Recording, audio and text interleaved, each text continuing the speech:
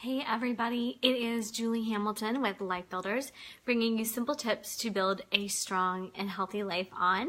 Recently, I was so honored to be interviewed on the 1M podcast by Jennifer Wagenmaker, and she asked me a really interesting question. And the question was, what is a challenge that you can offer for those of us on our evangelistic journey? And my answer is summed up in two simple words: love well. Loving well is so hard to do. It takes a lot of practice and a lot of work.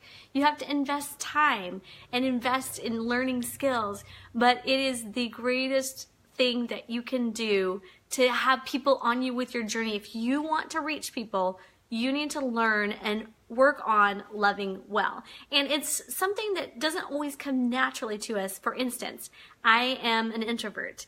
And when I go to a place where I'm with my team and I am there, I am consciously making a conscious effort every time I see someone is on my team to go talk to them, go give them a hug. Now, I might not always feel like it because sometimes I just want to be by myself.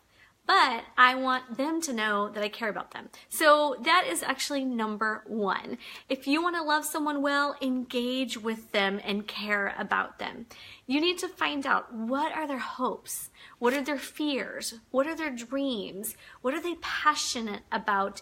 You can't lead people that you don't know about well. So engage with the people that you are leading, engage with the people that are on your journey with you, and find out about them and really care about them. Pray for a heart to care for them, and it's going to really open up that journey, open up that dialogue for you. The second thing, I got my little notes here, that you want to do to love well is to be authentic.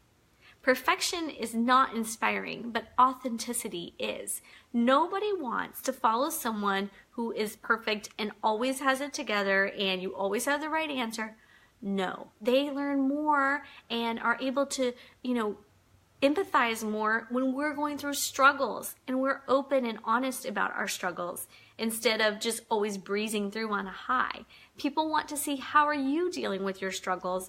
And it's okay to tell your story. You need to be able to tell your story, but my only point of caution is every time, don't tell the story and leave the plane nose down. When you tell the story, you always need to bring that nose up. So you're always pointing them to Jesus. You're always pointing them to the next step. You're pointing them to the next thing.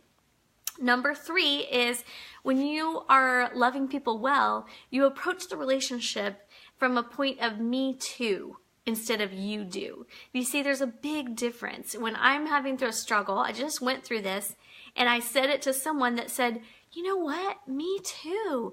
And, when she said that, it gave me so much hope. And I was like, wow, if she dealt with this successfully, I can deal with it. But when you say a struggle and someone just tells, well, you need to do this, it doesn't do that same thing in you that inspires hope. Sometimes you need that. Sometimes you need tips. But me too, and identifying with their struggle, identifying with their pain, is a way of speaking to hope into people. So that is number 3. Speak me too, not you do. Number 4 is, you always want to speak to people's highest potential. So when people are following you, or you're leading people, or you're with people on your journey, they will not always see in themselves all that you see. For instance, if you're addressing a room full of people that you love and you're leading, I'm never going to address the people who are not, I'm not going to say, hey, well, I know you're not really a leader yet, and you have a lot to work on, and this, that, the other, unless I have to. But what I'm going to say is, you know what? You are called to be a leader. You are anointed to be a leader. You have this skill. You have that skill. And it's because so often people don't see what's really going on. They have a self-perception that is lower than what they actually have, that potential inside. So often we're blocked by doubts and fears and perceptions of ourselves.